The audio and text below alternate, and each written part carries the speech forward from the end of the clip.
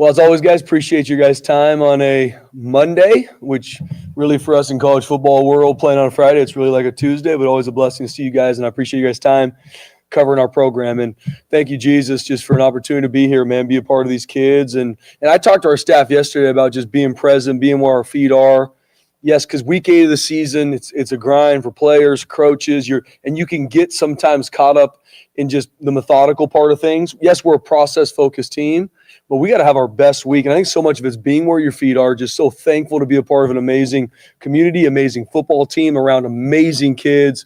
I think we've got the best staff in America. Just so thankful to be a part. We got a lot of things that I'm excited for us to grow. We are by no means a finished product. We got a lot of work to do this week, even in a short week, but just so blessed to be here. God is good, and we got to keep growing, and that's what I'm excited to do. So before getting into talking about the UNLV game, and heartbroken for Doug Martin's family. Obviously, everyone's kind of seen the news on the passing of Doug Martin, and we actually talked with Coach Peterson for a while yesterday on our weekly Sunday get together, and just hearing more about Doug when he was here, just the type of person he was, the type of teammate he was. I didn't know that he even played a little defense as a freshman because of just how talented a football player he was from Stockton, California, St. Mary's High School, and obviously went on to be an elite college football player, first-round draft pick. And I've met him a couple times and was an unbelievable young man. And, I mean, he's 36 years old. I'm 36.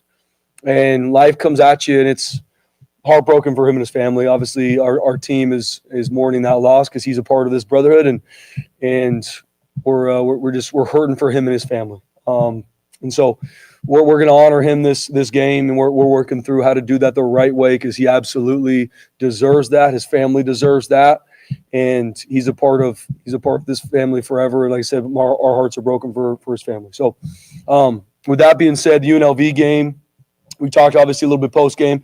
A lot of things that we need to clean up from that game. We did make a good amount of mistakes in the game. We still had some penalties, turnovers, things that can't have happened. But what I am so proud of our team is they never flinched. They stayed in the fight.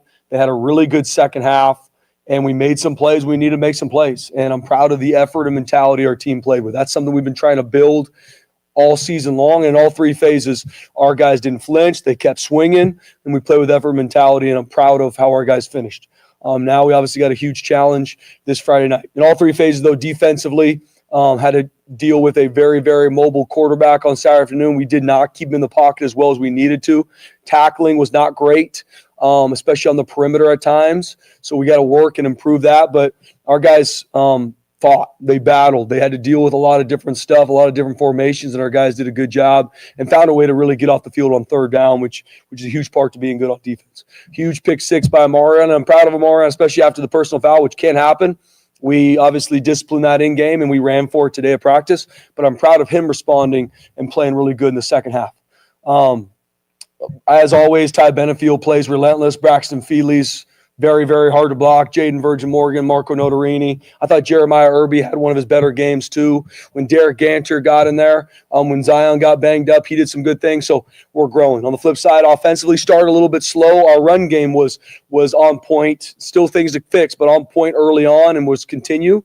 Our pass game was not exactly where it needed to be early on, but we were able to get it going. Maddox was very once he got going, he was really, really consistent, made some really good throws, great decisions, some big-time scrambles to get first downs and move the pocket. I thought our running backs had a really, really good game. Obviously, Dylan Riley, huge yards. But, I mean, Tyler Gaines had 2 touchdowns. Malik Sherrod had a touchdown. Matt Lauder had some big-time plays. Matt Wagner had some plays, even the fake punt to him. And our receivers continue to find a way, man. Latrell Caples touchdown, Chris Marshall touchdown, had some big catches. And Cam Bates, I mean, talk about a football guy. He's on kickoff. He's on punt return. He's getting fly sweeps for touchdowns. Awesome to see those guys compete. And then on the flip side, special teams-wise, obviously we had the muff punt. That was a huge play in the game. I mean, we go from getting the ball back to them getting the ball on whatever it was, the 13-yard line. But we have the utmost respect and trust in Malik Sherrod. And I'm proud of how he was able to respond from a mistake and play really good, have an explosive return on kickoff, was able to then come and get a touchdown in the pass game as well. Obviously, we can't make those mistakes, though. Proud that we were able to get one of our fakes executed. We work a lot of those all week long to find the right situation, and we want to be on the attack. Our coverage units were much better this week, and some we're going to need to make sure is on point this week. So Injury-wise, still working through Ben Ford's injury. We're going to get more imaging today to see exactly where he's at. Obviously, he's a huge part of this football team, not just in what he does catching the football, but he's a phenomenal young man that we're working through to see what that looks like for this week and going forward. So I'll know more by the end of the week. And thank the world of Ben Ford. I know he's in a good spirits and he's battling. So we'll know more this week. Zion's going to be day to day. He's getting better. He was banged up in the game, but it's going to be day to day. It's going to be close for him to be able to play in this game. We're hopeful, but we'll see kind of where he's at the end of the week. Obviously, huge test on Friday, short week on the road. Think the world of Coach Choate. I mean, he's a phenomenal football coach, and you know that he's going to always have his team ready to play.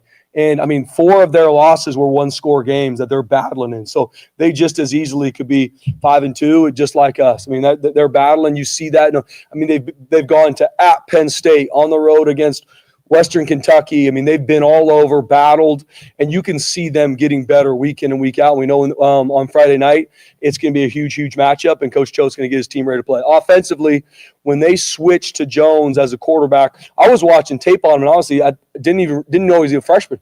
And that guy's a freshman, and how he operates this offense, the ball comes out extremely quick. He's very mobile. He can escape any type of rush lane. He's out of there. If you're off, he can make all the throws. They got really good receivers to throw to. Their O-line do a good job. They don't give up a lot of sacks. That's hats off to them. And they put you in a lot of conflict in regards to formations. They got a really good running back in number 20, stout, tough to get down. Obviously, we got to continue to focus on our pad level and making tackles this week defensively because they're very efficient on offense. And they do a good job holding the ball and getting a lot of time of possession. Really good job. The quarterback makes good decisions. I don't care as a freshman or not. He makes great decisions, and he's a really good football player now, not even in the future. I mean, I'm very impressed with Jones and how he's been able to operate this offense. So defensively, obviously think the world of Kane Ione. He was our safeties coach for a bunch of years. We worked together. Phenomenal human and a phenomenal football coach. And we see how they play defense. I mean, I watched our game from last season, and it's a one-score game late in the fourth. And both teams have made mistakes, but it's an absolute dogfight. And they played really well against us defensively and offensively last year. And we know we're going to see no different, even better from Nevada. So think the world of Kane Ione. They got a really good front. I like both their edge players, 32-1. They got DBs that can run, cover. They're going to be sound. They're not going to make stupid mistakes. They're well coached. They got a good group of guys working together, and they're going to pick their spots when the pressure too. So, like I said, think the world of Kane. I know he's going to get his guys ready to play, and we got to be ready to go against a really good defense. Special teams wise, obviously they do a lot on special teams. Coach Choate was the special teams coordinator here, and they put a premium on that side of the ball. Obviously, all 3 phases, but especially special teams, fakes. They're going to play extremely hard on special teams, and we've got to match that and find a way to make sure we win the hidden yardage game in regards to special teams because they do a really good job with it. So we got to be ready for all the fakes. We got to be ready for them to be on the attack on special teams, and we got to do a good job just continue to grow in our special teams unit. So a lot of respect for Coach Choate, their staff, playing on the road in Nevada. I know it's their homecoming game. It's going to be a good atmosphere, short week. We got our hands full, and we got to put our head down and make sure we get to work. That being said, guys, open up for questions. You said you guys might plan something, do something for Doug Martin this coming game. Yeah. Any ideas? Have you guys got anything solid or? Yeah, still working through it. Obviously, working through even a decal on our helmet. Me and Dale working through that today, and obviously we put some stuff out social media. So just trying to find the right. I was talked to our team today about Doug, and obviously all of our players know of him, and heartbroken for his family and gone too soon. We've asked you about this last time playing all these teams. You said it's the same thing, 1-0, it's going to be the same. But with Nevada, I mean, there is a history there in all the games and how close they were. And it just seems like that is who a lot of people would point to as Boise State's kind of longtime rival. Is there anything in just the games that in Reno have been at times crazy? I mean, is there anything different to this one on Friday night? Or? Yeah, BJ. I mean, I think every game's its own game, right? But we do talk history in regards to play, but we don't talk a lot about this the last time we're going to play teams or the last just because of conference realignment and whatnot. It's just all a premium on week number 8, the most important game of our season is Nevada. And then we do talk history. Like I said, I talked about the game last season, and that was an absolute battle at home on the Blue, ranked number 12 in the country, and it could have gone either way. And no different playing there. I mean, we've had dog fights at their stadium in Reno in my time, way before me, obviously the 2010 and all these. So we know it's going to be a big time matchup. I mean, we got to get ready for it. And I know Coach Cho and their team's going to be ready. So we're going to put a premium just on teaching a little bit of the history, but put a premium on how big this game is and how to play your best and play confidence about how you prep. But not going to speak to this is potentially the last season we're going to play them because we're moving conferences. But we're going to talk about the history and what this game is and the games that have happened in the past. Absolutely. As a young coach, how quickly did they make it apparent, how important this rivalry was? Yeah, I mean, at Boise State, every team you play, you're going to get their best. And Nevada's I will never forget 2021 on the blue when Nevada came and absolutely beat the dog out of us on the blue. I don't know, 40-something to 14. I mean, it was hard. And then, we played there, and it came down to last-second Hail Mary when we beat them, I think, in 2018. So, it's been that type of games always. It's always been close, always been one-score games. Or when they blew us out on the blue in 21, it wasn't. But, we got a ton of respect for Nevada, a ton of respect for Coach Cho, how they handle their business, very, a high-class organization. And so we got our hands full. I made sure our team understands that, and we got to go handle it with our prep. Week 8 of the season, the ball is going to get put down at 7 o'clock, and we got to be ready. How dangerous is the team when, the season necessarily isn't going the way they expected, but, they can play with almost nothing to lose mentality? Yeah, regardless of record, every week's a new week, right? And like I said, 4 of the games they lost were one-score games that could have gone either way. And they've had to travel everywhere. They've been on the road a bunch, played a rough schedule. It could go either way. You could look at some of the games that we've played in, no different. Some of the games we found a way to win could have gone other way. So at the end of the day, this is a really good football team. They got really good personnel. I think the world of their coaches. We're playing on the road, short week. All these things are things we got to be ready for. And like I said, it's going to be all about our prep, and we're going to focus on our process. But, this is one of those games that we got to get our mind right because it's going to be an absolute dogfight for 4 quarters. You emphasize being explosive on offense and winning the turnover margin. And you look at what Dylan Riley's done this year. He's got more 20-yard carries than any other college player in America right now. I didn't know that. How much does he fit that mold? And week after week, how much does he just continue to show up? Yeah, Jay. The 2 biggest stats to winning football games are the turnover battle and the explosive play battle. And when you have weapons like Dylan Riley, Sire Gaines, Malik Sherrod, Latrell, I can go down the list. We got to find ways to make sure we get them the ball, and we got to do a good job creating explosive plays. But a lot of it's who has the ball in their hand, too. And with Dylan Riley, if there's air, any type of space, and he hits it, he puts his foot in the ground, he is hard to get down. That he eats up turf quick. And so I'm proud of Dylan. He's a great teammate. And what I love about Dylan Riley, and there's a lot of players like this on our team, where he's going to rush for 200 yards, but the very next play, and we showed today, he's running down on kickoff, making the tackle too. That's a team guy. That's a football guy. Those are the guys that I want to just love on because those are not me guys. Those are football guys. Cam Bates, right? I can go down the list. Latrell Capel, like these guys that will see what they do on offense. Matt Lauder starting on punt. I can go through the list of things that these guys do for the team. And Dylan Riley's one of those guys I'm very, very proud of. And he's been very, very explosive. Needs to continue to grow, continue to stack those games. But I'm proud of what he's doing so far. Those guys. I think the only area that a guy like Matt Wagner shows up on the stat sheet is that he participated in the game. Yeah. You just look at what he does in the run game too. What do you think about him? Yeah, our tight ends are asked to do a lot. Obviously, our offensive coordinator coaches that position. We put a lot on our tight ends, and we're one of the few. I shouldn't say few, but there's not a lot of tight ends in the country that are asked to do as much as our tight ends are asked. Block and 8 technique, kick out on rims, gap schemes, then flex out and beat a safety in the pass game.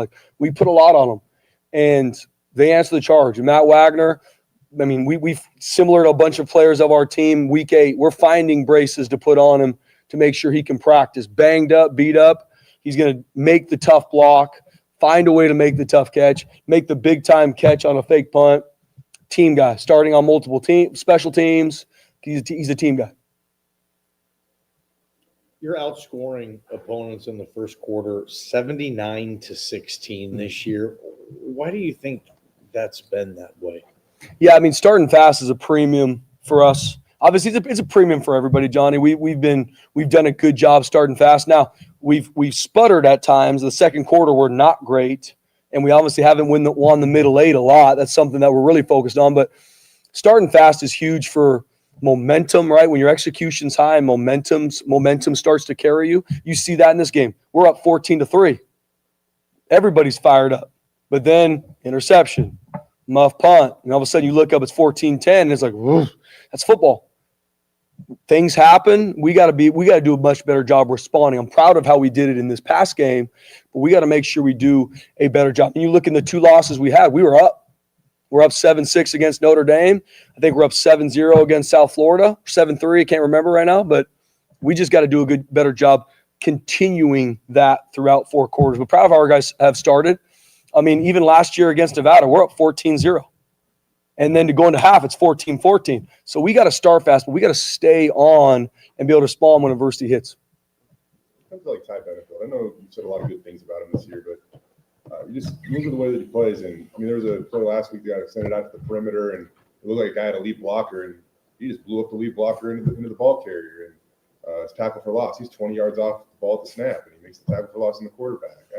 Is there any perspective you can give us on how well he's playing right now, how fast he's playing right now? Jay, I could be here all day talking about Ty Benefield. Met with multiple scouts, and they give me they've told me he's one of the best practice players they've seen. And so when people see what he does on Saturday, it shouldn't shock anybody because he does it all the time in practice. And that's what I'm so proud of the young man. Obviously, he has a phenomenal skill set, loves football, loves his team, starter on multiple special teams, but he practices the exact same way he plays when the nation's watching. That's an uncommon characteristic. And even things that people might not see, I mean, just watch how he plays the game, and it is relentless. It ain't perfect, but he plays relentless, and he's an eraser back there. Things aren't right, it's going to get fixed quick just because of how hard Ty Benefield plays. I mean, we do a lot with him. We put a ton on him because he's that type of football player. He can do a lot, and he's that smart. And I mean, he's one of the best football players we've had here in my entire time. How impressive was Cam Bates? Ready for the moment, obviously, when the moment was there, but yeah, he made a number of explosive plays for you guys. Cam Bates, man, I tell him he's a football guy. He's a football guy. He plays receiver. He's on field goal block. He's on punt return. He's running down on kickoff. He's getting fly sweeps. I mean, he's a football guy. And Cam Bates has games where he doesn't get the ball and have yet to see him have a bad attitude, have yet to see him be frustrated. And he probably is. I mean, you want touches. That's not bad to want to score touchdowns and make plays, but he's so focused on the team, so focused on getting better.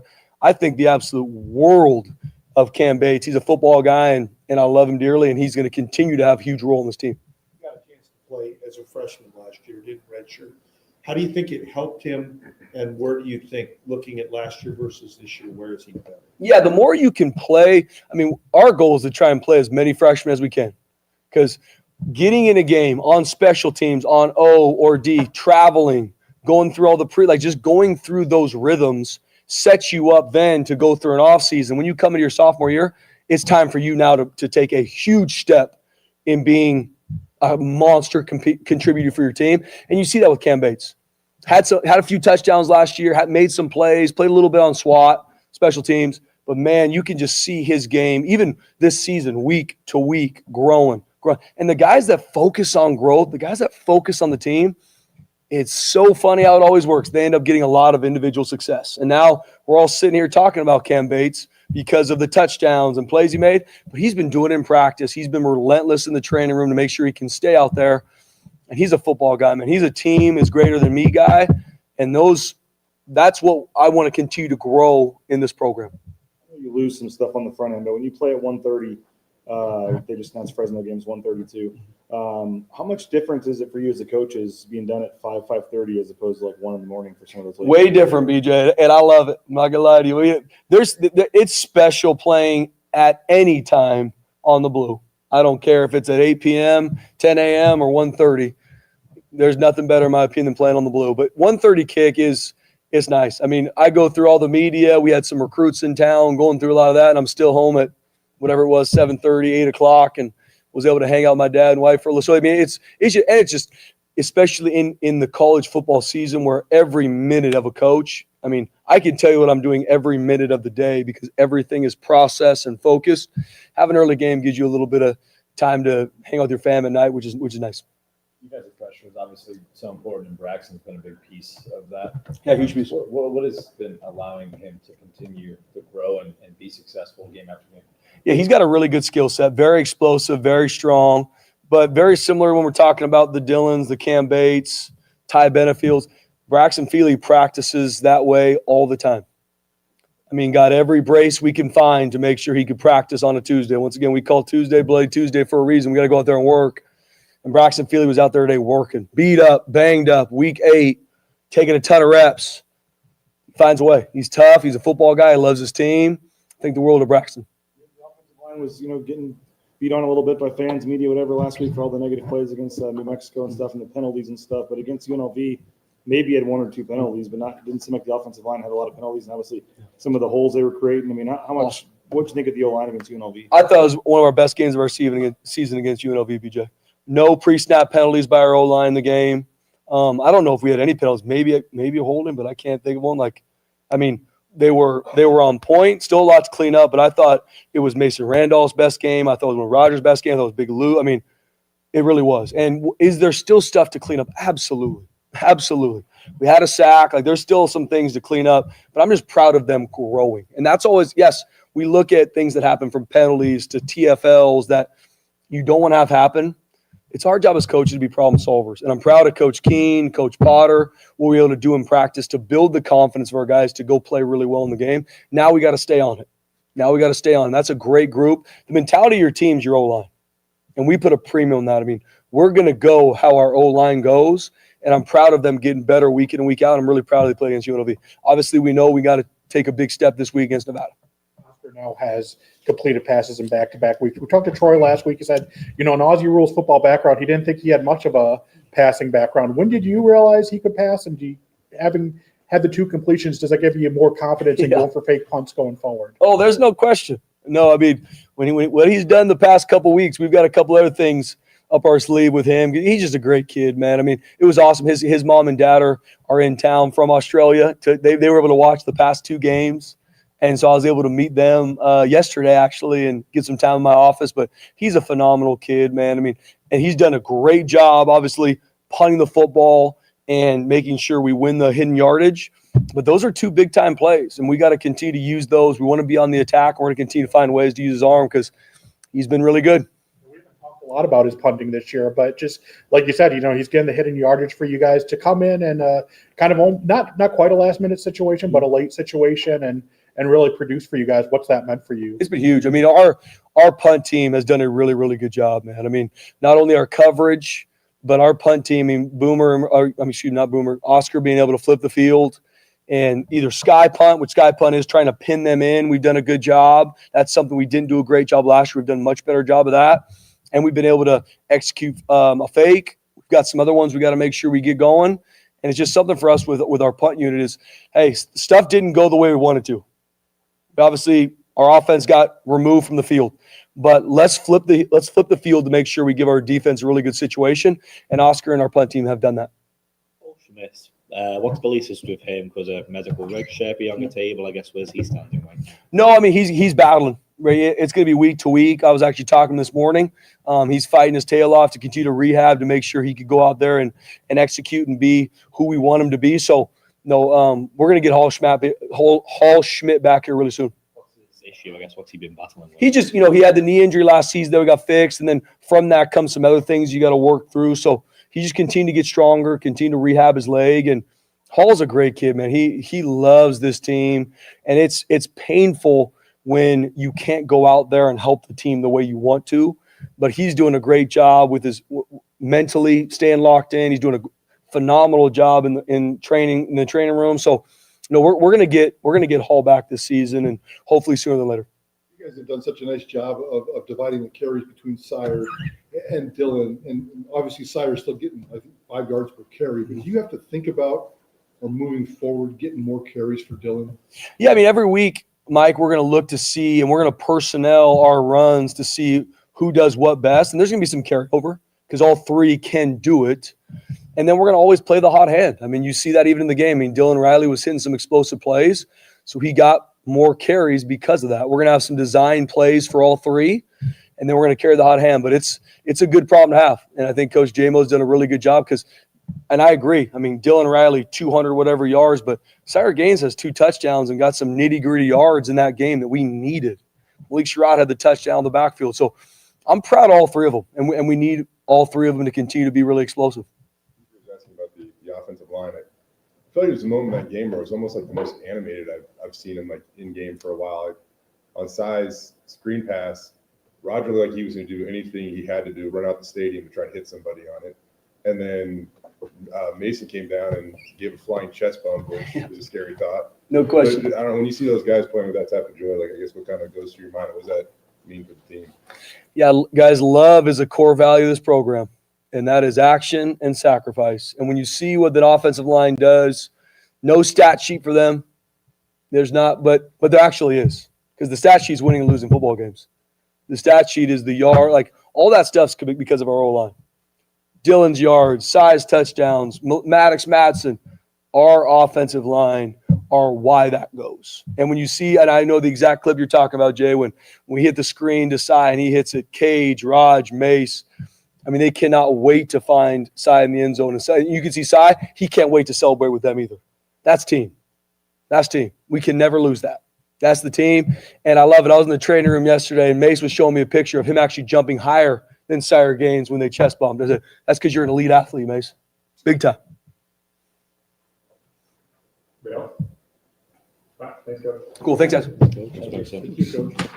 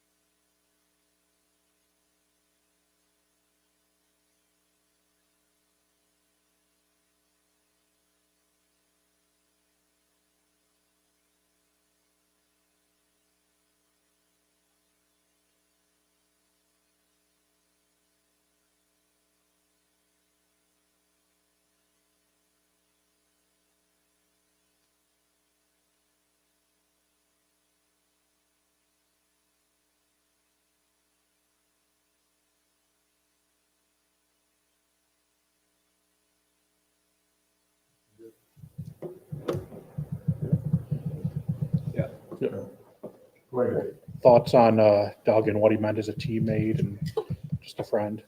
Yeah, still processing everything, as far as losing Doug. I'm kind of finding out about it like everybody else, but devastating for a lot of reasons. Obviously, feel for his family and friends and teammates, and still early, still processing, but obviously travesty, and we're going to miss him dearly. Where was he, and how instrumental was he to that run there, the 15-3 run and stuff? He was everything to that run. I know a lot of guys get a lot of credit for those teams, but Doug was heart and soul of our offense. Just the way he ran the football, he could catch the football, he protected, he did it all for us, and he brought an energy, a physicality, a spark every time we stepped on the field. So there's no, there was no secret or no shock that he became the player he became. You could see it every day. You saw it when he came in these doors as a freshman. But yeah, he meant everything to those teams. The person. I mean, I caught Doug's final year here, and I felt like I remember he had a great smile. Yeah. And then I also remember down in Las Vegas, there was like a dance competition at the bowl game, and he absolutely crushed the dance competition with Arizona State. So just Doug the person and those things you might remember about him. Yeah, I think exactly what you said, the first thing I think about is his smile. He had that big old smile, and he was smiling a lot. He was always in good spirits. His energy was contagious, and he was by far the best dancer, I think, of the generation of Broncos, and he proved it over and over again. But that's just who he was. I mean, if you'd be running 20 decks and he'd be smiling, that huge smile on his face. You'd be in the middle of a 4-minute drive and you have that smile. So that's just what he brought every day, was that type of energy, and it kind of fed off of everybody else. It's funny that his first stat as a tackle when he was Yeah. here as a young Yeah. kid. So, I mean, just obviously the way that he was used on this football team, what kind of teammate was he? I forgot about that.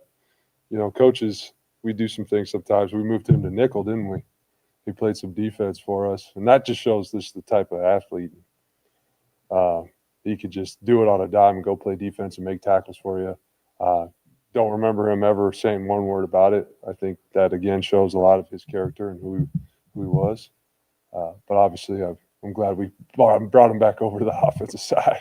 That worked out. Football, he seemed very private. How good of a job did he do to keep in touch with teammates after football? Yeah, he had his best friends that were on the team that he kept in contact with all the time. I was able to just see him here and there if he was back in town. But just like all of our teammates, as soon as we see that person or that guy, it's like we haven't left. It's like it's 2008 in the locker room again. But he had his best friends on the team that he stayed in close contact. You don't think he was living here part-time sometimes? I don't know. I don't know too many details about just his living situation currently. Part of the locker room incident up at Idaho when Coach Choate lit the helmet on fire, and then I missed that because I was a captain that game, so I was already out on the field, I think, getting ready for that. But I missed I heard about it, but I missed all the shenanigans. I guess when we ran out with the hammer and did the 50-yard line or something. Oh, Dougie, yeah. He wasn't afraid to set the tone, and he backed it up too. Yeah.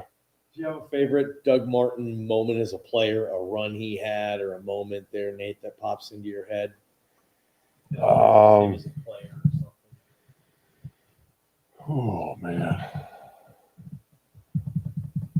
there's a lot. I would say,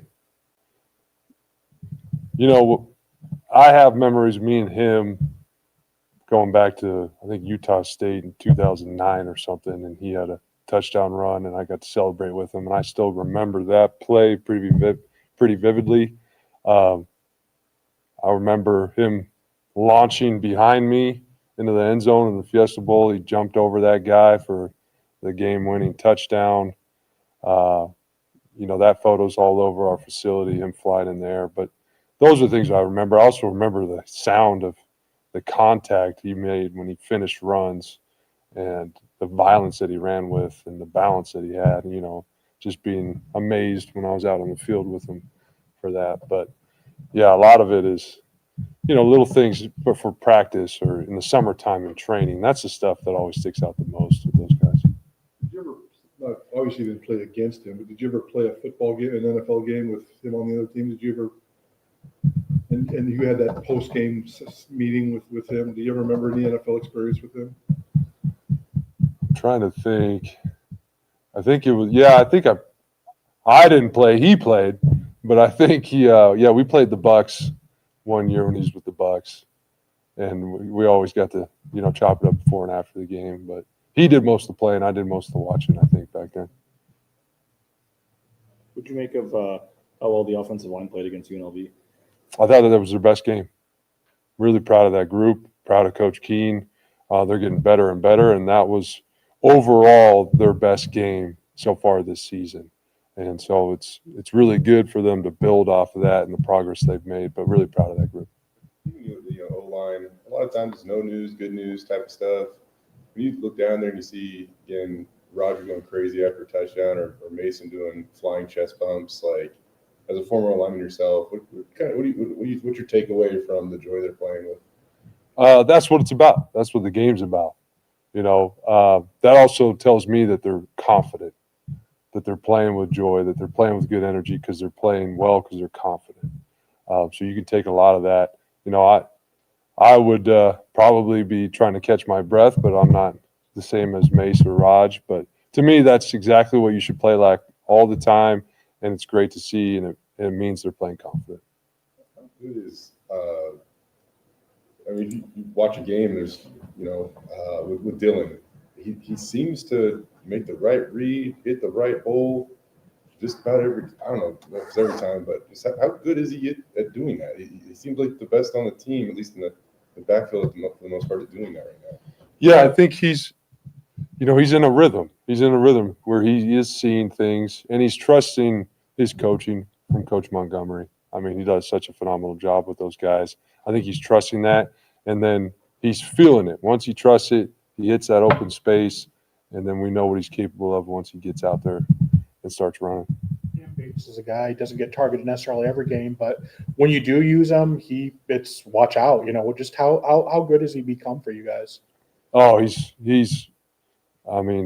been such a weapon for us, and he's going to continue to grow and get better and better. But I think what stands out about him is you see him on our field goal block team. You see him on special teams. Same thing with Dylan Riley. He ran for however many yards and then ran down on kickoff 7-8 times and made that last tackle on that last kickoff.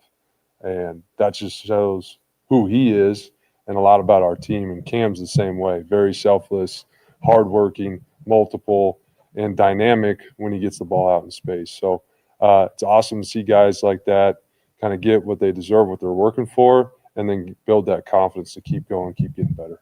Talk about cadence and communication as far as the offensive line. What was the biggest difference between New Mexico with cleaning up the false starts?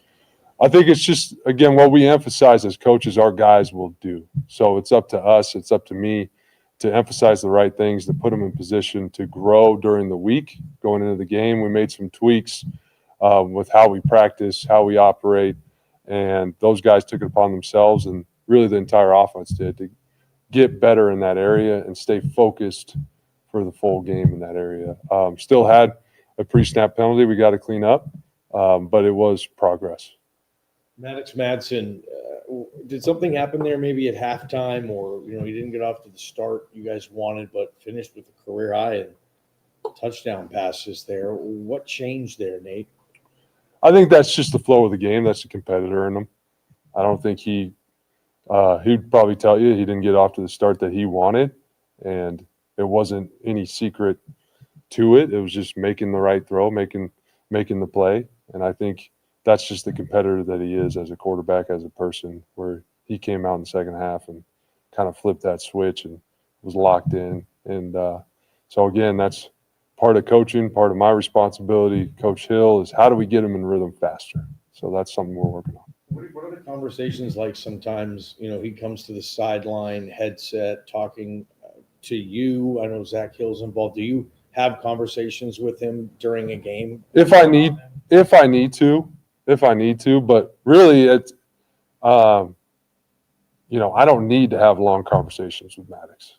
he knows what's going on, and he's got Coach Hill sitting right next to him. So if there's something urgent, I can. But a lot of the time, he's got the answer. He knows the coaching point. He knows the game plan. So really, it'd be more just words of encouragement or helping them lead the other guys than really anything as far as critique. Part of some famous, great, maybe not so great at times games against Nevada in your career. In terms of just the rivalry, and this is the last time you guys are scheduled to play them. With you guys going to the Pac-12, just what's your take on just the rivalry with Nevada? And Yeah. obviously going to Reno, where there's been some great games. Yeah, no, I've seen a lot. I've played in a lot. I've coached in some. I have a tremendous amount of respect for that program, their history, the current staff. I know a lot of those coaches really well. I know what type of coaches and people they are. So I know the challenge that's in front of us, and I have a tremendous amount of respect for that program. There's a point in that game early in the second half where it's only a 4-point game, and opening series in the third quarter, you guys go 3 and out. You do get a stop on UNLV and you get the ball back. And Maddox trusts Chris Marshall, gives him a shot. What did you think of that ball? What did you think of that catch? Unbelievable catch. Unbelievable catch. Really excited to see Chris kind of make that play that we all know he can make, and I'm excited to see him continue to build off that. Love that Maddox gave him a shot and trusted him. But really, that's who we are. We got to, number one, respond because adversity is going to come. That happens in every football game. I thought we did a good job of that as an offense, as a team. And then keep learning from each play, each rep, and that's our offense. We got to give guys a chance to be explosive, and a lot of guys made a lot of plays for us last game. Chris had another 32-yard catch and run too. Just I don't know what you think of that play as well. I mean, those are just kind of plays in the game that it just felt like swung everything back in your guys' favor. Yeah. No, it was huge for us. It was an interesting play for a lot of reasons. But again, it's just exciting to see him make plays, play loose, play free, have fun doing it, and kind of be the player that we all know he is. One thing we got to work on is a little bit of the ball security. That was all over the place. He knows that. But it's always great to see multiple guys step up and make plays for the team. Play. Maddox was rolling out, and then he kind of like broke down and came back. I don't know. Was that anything to do with that? Is that where did Maddox see something there? Or? It kind of just broke down and guys made plays, and that's football too, and that's what you want to see.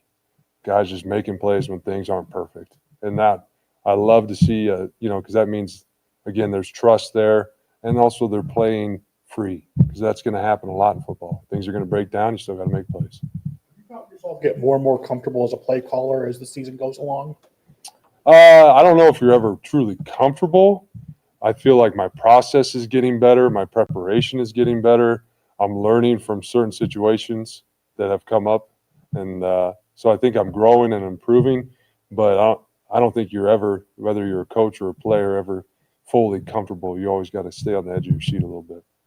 Whether it was that base play or maybe the screen to Sire, when you call a play, obviously, because you think it's going to work, and then it does, and you score a touchdown like that or have a big play. I know it's about the execution and the players, but as a play caller, what's that like when you call the right play?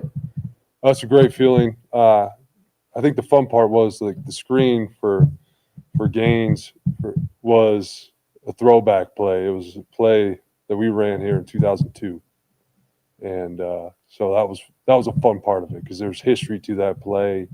And the guys executed it perfectly. Mason had a phenomenal block on it. But, yeah, there's so much to it. That makes it fun for me when it's, a play from way back when that we ran here that works again. It just adds another layer to it. How that get put back in the playbook, or how'd you? Well, just looking in the archives, we got a lot of good stuff. Don't need to recreate football. It's probably been done before, especially with the phenomenal coaches we've had here in the past. You have film that you can go back and say, okay, this is something we did way back when. We got plenty. Yeah, we got plenty. If it was on VHS, it's probably in the system. Is there a reason you want, is there anything special about the play from 2002? Is it in a game or? No. That was just, that's just part of, Coach Miller and myself, our whole offensive staff are just continuing to find ways, to find wrinkles, to find ways to get, our playmakers the ball. And it just kind of stumbled upon it and it worked. And it's just one of those things. Could have easily gone the other way, but luckily it worked out for us. Were you just watching a game like last week from 2002, or how'd you find the play? Well, there's a long story to that. There's a lot of different elements, but again, there's so much football that's been played here at a high level with great coaches. If you're looking for an answer, it's probably in there somewhere. You remember who it was against and who had the reception? Any details about the play that you can share? I want to say it was Brock Forsey as the reception, but yeah, it's all good. Yes. Yeah, at that time it was pretty close. A lot of good football players. All right, thanks. Yeah, appreciate it, guys.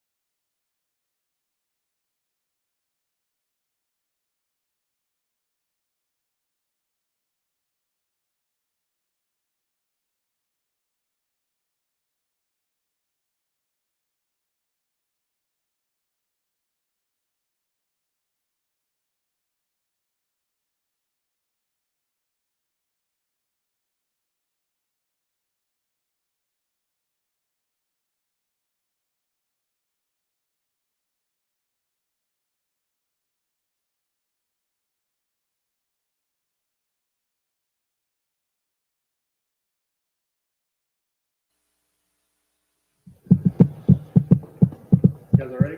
Yep. Go for it. You see Dan Mullen's comments after the game about you guys? He was surprised how much you guys blitzed. A couple of the young guys are on Twitter a lot. They showed me, but a lot of respect for their program. Dan Mullen's coached football a long time, but I was, to be honest with you, more concerned about singing the fight song and getting ready for Nevada because we got a short week. So here we go. A sign of respect too, that to them, I guess, that you did that and didn't just line up and play them. Is that typical in football? That if you have to blitz more to try to stop them, that's respecting them? I don't know. That's kind of what we are. That's our mentality. We're aggressive on offense, defense, and special teams, and that's kind of who we've been. So that's. What about their offense? Made you think, hey, we can blitz these guys, and that's how we're going to do it. Sometimes they came out and did a few things that we hadn't seen on film either. So some of those things are forcing guys into fits. Some of them are getting some more people into the rush lanes to contain. They have a really good quarterback, really mobile, as you guys saw, to get some more people into the rush lanes, get him caged in that pocket. And then just some things we felt really good about going into the week. So I think it was a little mixture of all those things combined. The last few weeks, but kind of that moment in the game where back-to-back turnovers and Marion gets a couple of personal fouls, and it looked like you gathered the whole defense up on the sideline there. I don't know if you could give us a little insight to that moment, and obviously you could have done that if you're in the box. So, like, what happened there? I guess. Yeah, no, I was proud of our guys. because, we had the turnover, and then we put the fire out, as we like to call it. When bad things happen, we got to go put the fire out. And then, we had another incident happen on special teams, and then the personal fouls, and it was trending in the wrong direction, as you could see. So there was time at that juncture to get everybody together and just tell those guys that, we need to get caught in the act of who we are. We don't let people put us on tilt. We're not going to get out of character. This has got to stop. At that juncture, we were playing good defense, and then we started beating ourselves. And that cannot happen. That doesn't happen in championship football teams. That doesn't happen in big games. So when you start to beat yourself, that's when we got to collect the whole group. And the penalty happened on Amarion. But there was also a lot of other chippiness from both teams going on out there that I saw moving probably in the wrong direction if we wouldn't have got it squashed right away. So it allowed us to let everybody know what time it is, how we're going to get this corrected, how we're going to move forward, and then gave me a chance to speak with the Marion one-on-one. The last 2 weeks, you guys, it feels like the defense is being stronger as the game goes on. Is it those kind of cleaning up those mistakes? Is it halftime adjustments? Is it just the players, getting in the fourth quarter and, putting a little more effort? I don't want to say more effort, but just getting into crunch time? Yeah, I think that, Coach D and the other coaches on staff, we've really emphasized, we have halftime at practice, and we really emphasize at halftime, and it's only like a 2-minute break for them to get some water and whatnot, but we emphasize coming out and practicing, finishing this thing strong, because that's what great teams do. So we've really emphasized that in the last few weeks.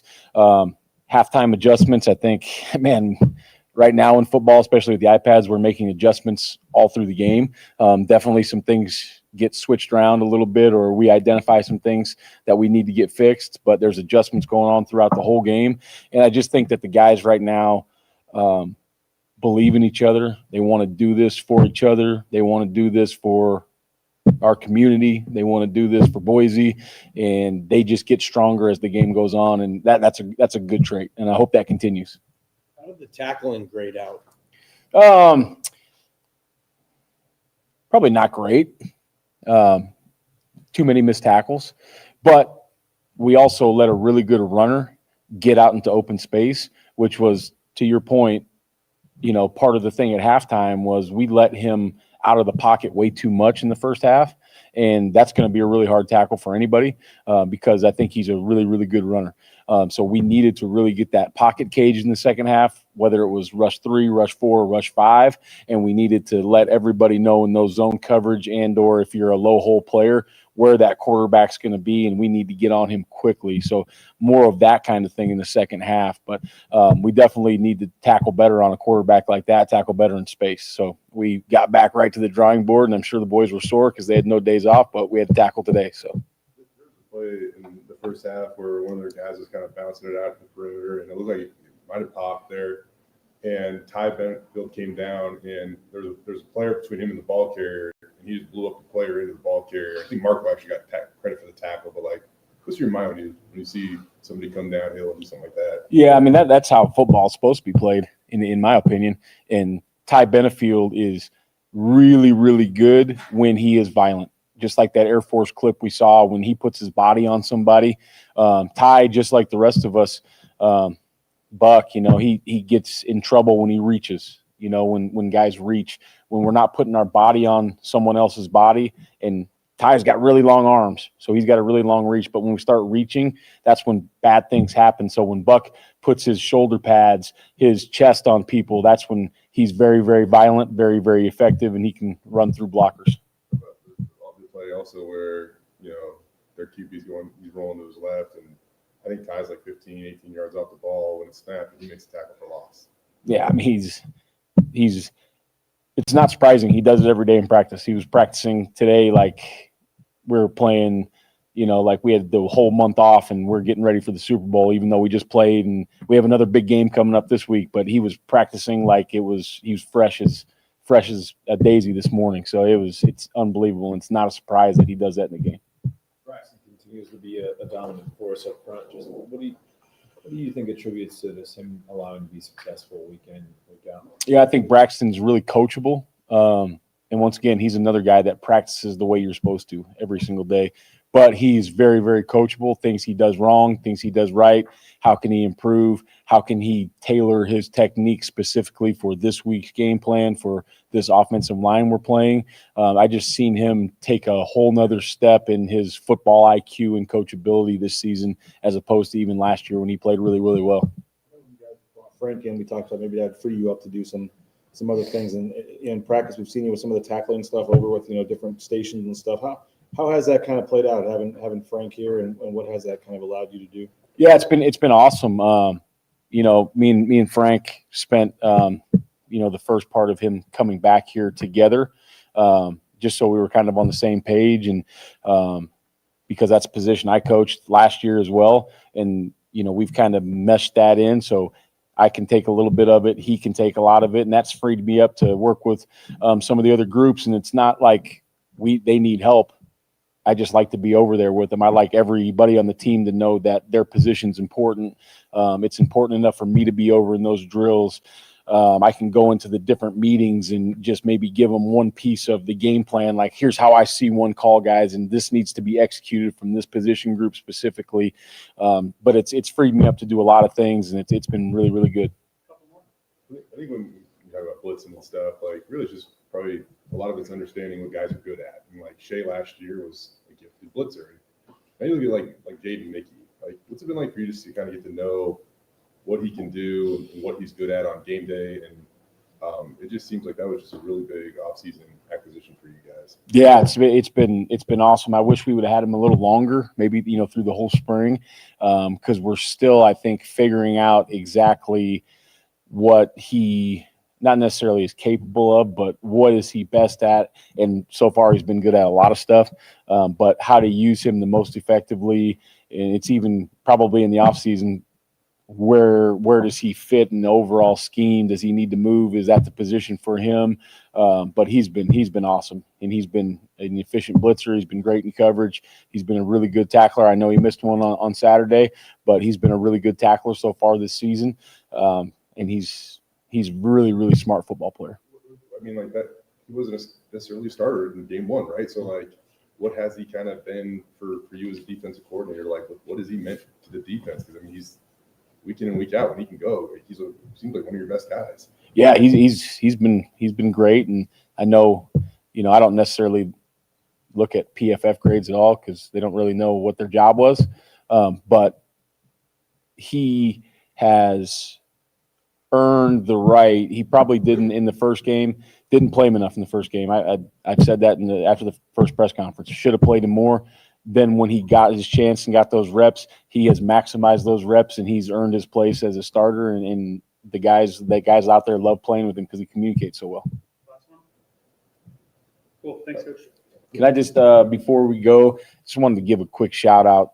I know you guys are probably taping and stuff, but our strength staff, our operations, our nutrition, our equipment, they don't get talked about hardly ever, and they've been really freaking grinding this year. So I wanted to give those guys a shout out. Also with our wives, because they don't ever get talked about enough either.